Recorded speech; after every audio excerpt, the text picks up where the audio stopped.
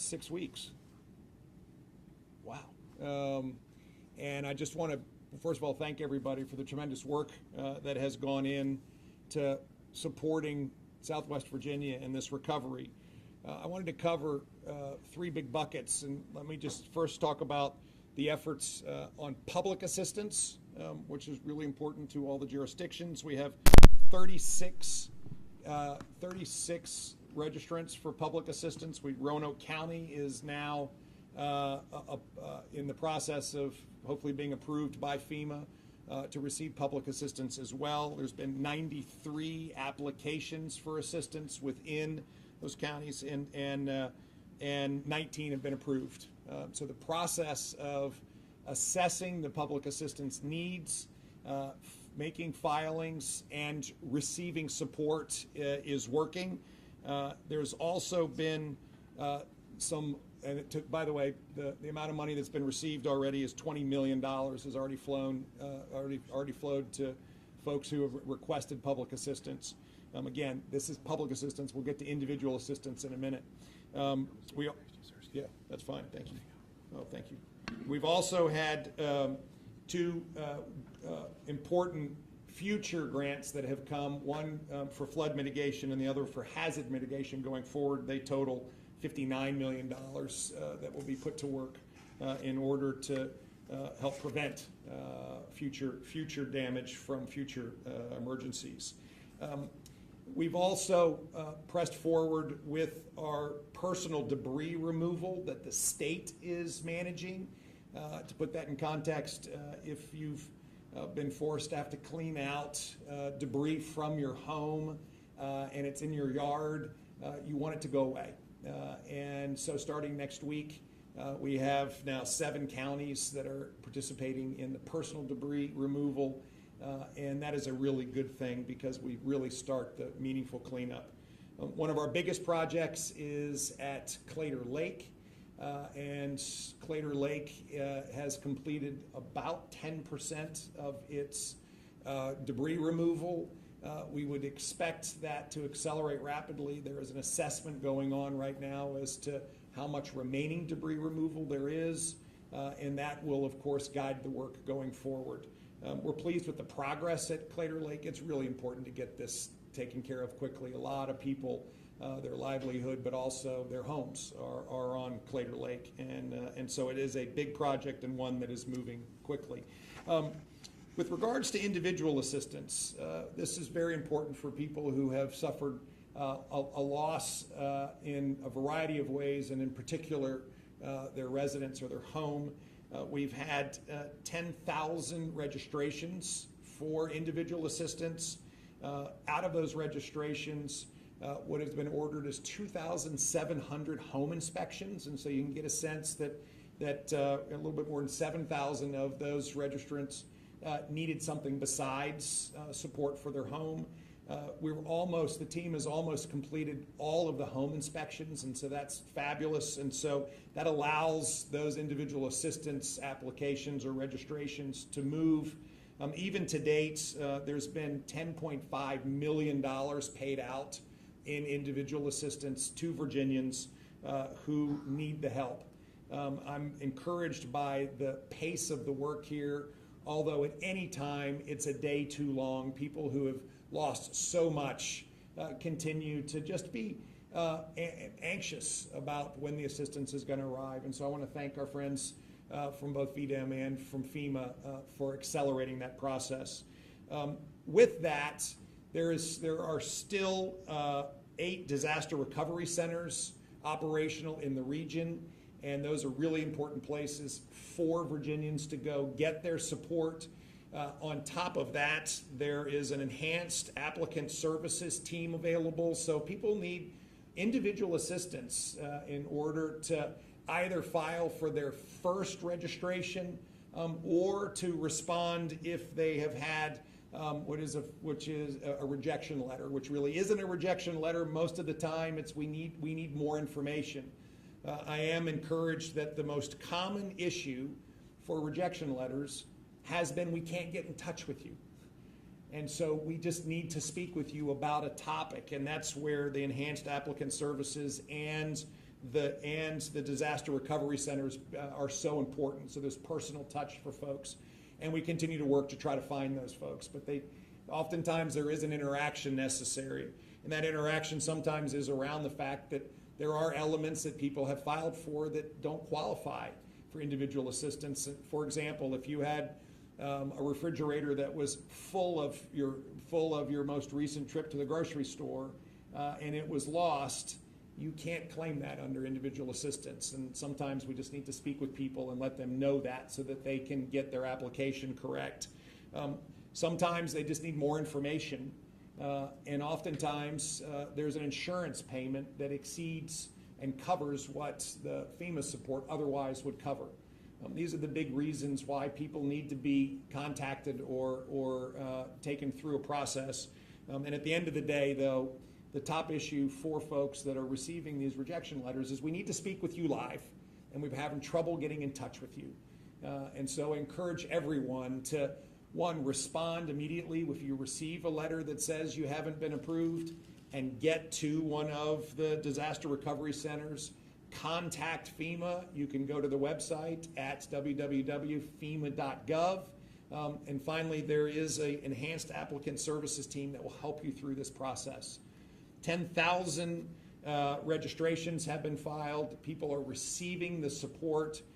The process is working, and I just encourage folks to please participate. We had a big success with our 4 farm recovery events or centers. This was a very innovative process that the state and FEMA worked on together. 17 agencies come together on each one of these events, and we've had now over 270 farmers who have been serviced through this, who needed support in order to react to their losses during the flood. And then finally, what I wanted to cover a little bit was what happens next. First of all, for individual assistance, there is a final deadline to file, and I encourage everyone to make sure they understand that after December 2nd, you will not be able to register for individual assistance. And so that's why we're getting the word out to everybody. Please, if you have had any kind of loss and you're in an individual assistant designated area, please go and make sure you file your registration and get the support that you deserve. And then second of all, from a big picture standpoint, we are accumulating the aggregate damage, expense, and estimate for the entire storm. We're finalizing that now. And as you can imagine, there's lots of inputs into this. I'm very appreciative of the tremendous amount of work that everyone has undertaken. We'll be communicating next week with the White House and with Congress in order to communicate and submit the kinds of support that we think in aggregate that Virginia will need. And that will be covered by, hopefully, a series of congressional movements with regards to incremental funding for FEMA, incremental funding for the SBA, incremental funding for HUD, incremental funding for the USDA. And there's lots of subcategories under there, but we are aggregating all of that into one estimate of the economic impact and damage from this storm. And again, I want to say thank you to everybody here who has been so involved in helping us aggregate that. We've had local folks, we've had inspectors, we've had estimators, we've had the folks from the the Virginia Department of Transportation, the Army Corps of Engineers. It's just been a great effort, and so thank you all for helping us pull that together. It's going to be a very important communication next week for us to represent Virginians as this important legislation is expected to get started through the Congress. So with that, we have a lot of work still to do. There are a lot of people who are still in need of support, and I just thank you all for your unfailing commitment to provide that support. I also just want to say thank you for the great work you have done. And for Virginians now, as we look back on that fateful Friday at the end of September, and we think about the damage that was done and the community devastation, I just can't tell you how much we all appreciate the tremendous work that all of you have done in order to help people get back on the pathway to recovery.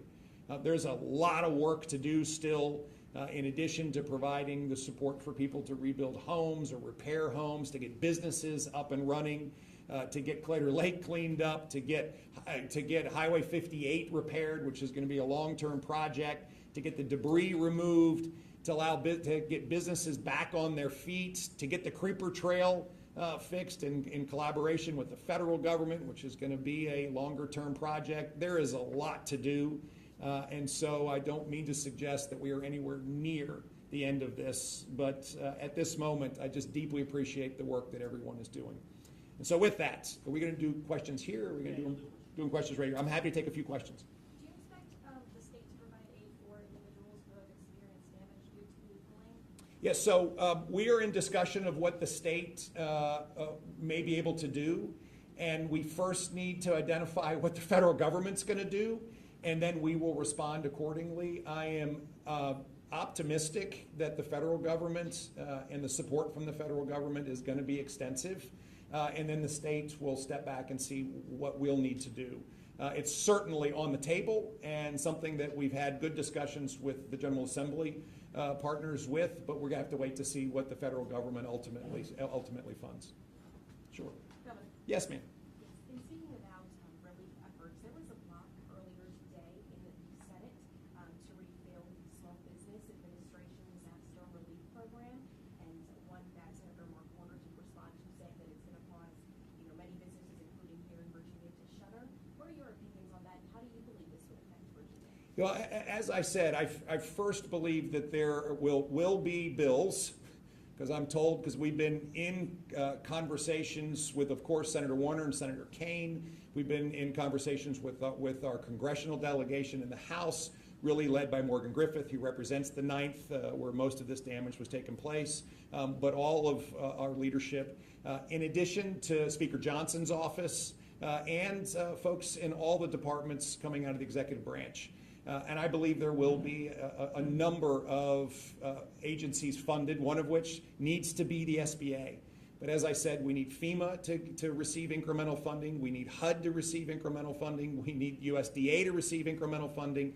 And so I would expect that they would probably do this all in one batch as opposed to sequencing out. But I'm a governor, not in the House or the Senate.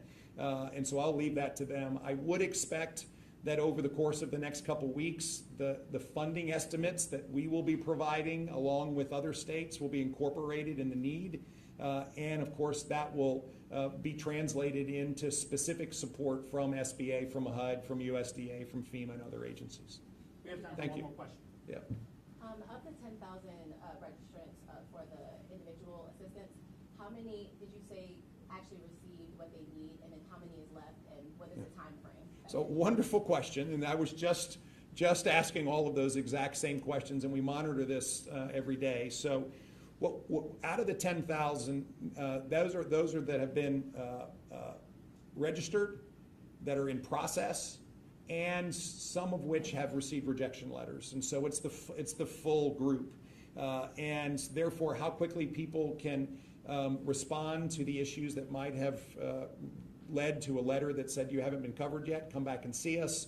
That's probably a longer time frame because we need those people to go do the work. The fact that the home inspections are nearly finished is a really good thing. And so that process of getting the home inspection done so that the damage assessment can then be translated into processing of support is really important. And then finally, the fact that $10.5 million has already started to flow gives us confidence that the system is working. It never goes fast enough. And as I said, from literally the day that the Saturday morning after the Friday floods that I was in Damascus, and every time I have been back to Southwest Virginia since, there is a real sense of thankfulness that people are on the road to recovery, but there is a question about how quickly can I receive my aid. And so this team has been working really hard, but they also know that I'm behind them, pushing them very hard to go faster. And I just appreciate the responsiveness. I have to say, having the home inspections done is such an important step, because that is the critical input into processing, particularly the individual assistance for housing support. Thank you all so much. Great. Thank you all very much. Perfect. Thanks again, everybody. Really appreciate you. God bless you. Thanks.